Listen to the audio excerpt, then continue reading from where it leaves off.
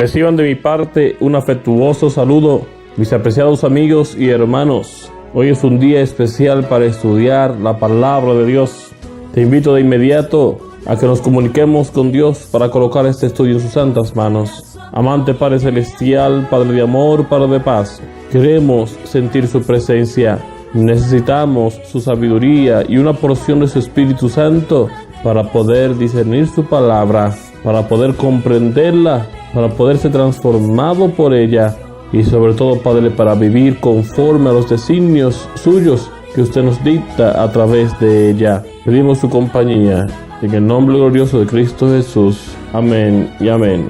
Hoy, martes 10 de octubre del año 2017, nos corresponde reflexionar sobre la lección titulada Según la costumbre de Moisés.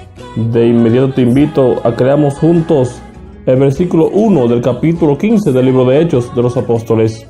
Entonces algunos que venían de Judea enseñaban a los hermanos: si no os circuncidáis conforme al rito de Moisés, no podéis ser salvos. ¿Qué tema estaba causando disensión? El tema que estaba causando disensión, como dice el texto bíblico, era la circuncisión.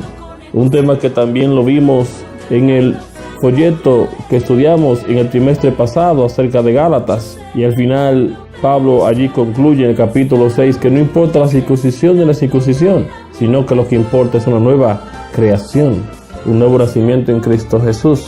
¿Por qué algunos creían que esto no era exclusivamente para la nación judía? Veamos a Génesis 17:10. Este es mi pacto que guardaréis entre mí y vosotros, y tu descendencia después de ti. Será circuncidado todo varón de entre vosotros. Mientras los apóstoles participaban con los ministros y miembros laicos de Antioquía en un ferviente esfuerzo por ganar muchas almas por Cristo, al estudiar la palabra de Dios, las personas que pertenecían a los creyentes romanos entendieron que el asunto, el tema de la circuncisión, era un tema para todas las personas, para todas aquellas personas que aceptaran a Cristo como Señor y Salvador, comprendiendo quizás de manera errónea el versículo número 10 del capítulo 17 de Génesis. Sin embargo, por eso fue necesario que se realizara un concilio en Jerusalén, para que si había cualquier equivocación doctrinal pudiera ser aclarada a través del Espíritu Santo. Mientras los apóstoles participaban con los ministros y miembros laicos de Antioquía en un ferviente esfuerzo por ganar muchas almas para Cristo, ciertos creyentes judíos de Judea, de la secta de los fariseos, lograron introducir una cuestión que pronto produjo una amplia controversia en la iglesia e infundió consternación a los creyentes gentiles.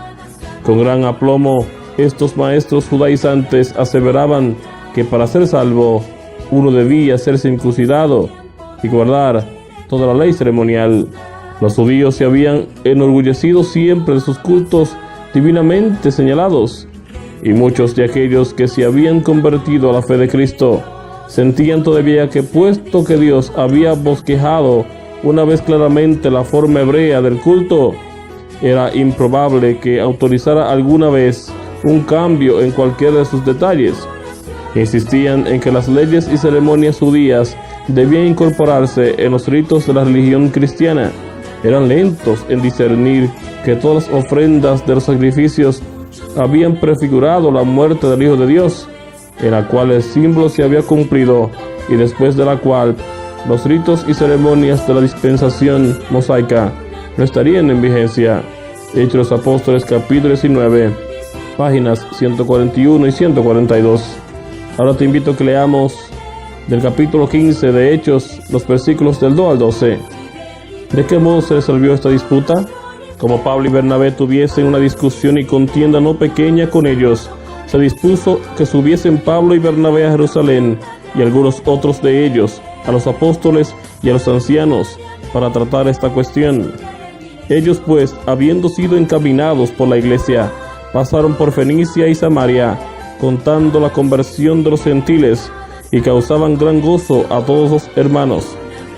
Y llegados a Jerusalén fueron recibidos por la iglesia y los apóstoles y los ancianos, y refirieron todas las cosas que Dios había hecho con ellos. Pero algunos de la secta de los fariseos que habían creído se levantaron diciendo: es necesario circuncidarlos y mandarles que guarden la ley de Moisés. Y se reunieron los apóstoles y los ancianos para conocer de este asunto. Y después de mucha discusión, Pedro se levantó y les dijo: varones hermanos, vosotros sabéis que ya hace algún tiempo que Dios escogió que los gentiles oyesen por mi boca la palabra del evangelio y creyesen. Y Dios, que conoce los corazones, les dio testimonio, dándoles el Espíritu Santo, lo mismo que a nosotros. Y ninguna diferencia hizo entre nosotros y ellos, purificando por la fe sus corazones. Ahora pues, ¿por qué tentáis a Dios poniendo sobre la cerviz de los discípulos un yugo que ni nuestros padres ni nosotros hemos podido llevar? Antes creemos que por la gracia del Señor Jesús seremos salvos, de igual modo que ellos. Entonces toda la multitud cayó y oyeron a Bernabé y a Pablo, que contaban cuán grandes señales y maravillas había hecho Dios por medio de ellos entre los gentiles.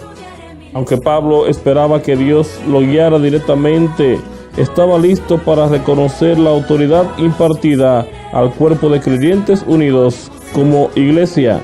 Sentía la necesidad de consejo, y cuando se levantaban asuntos de importancia, se complacía en presentarlos a la iglesia y se unía con sus hermanos para buscar a Dios en procura de sabiduría para hacer decisiones correctas. Hechos de los Apóstoles, capítulo 19, página 149.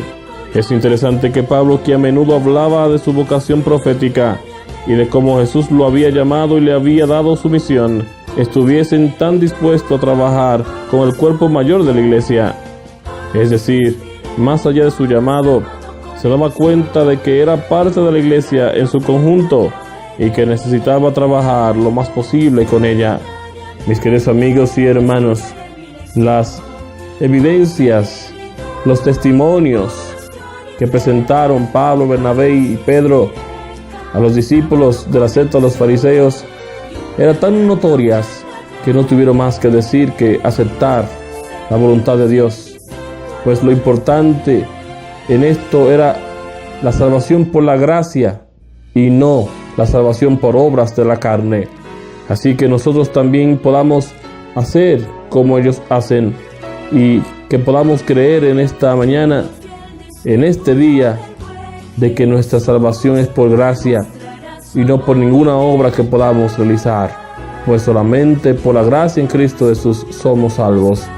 Gracias por acompañarnos en este día. Gracias por dedicar un momento de tu tiempo al estudio de la palabra de Dios. Dios te continúe bendiciendo hoy, mañana y siempre. Bendiciones.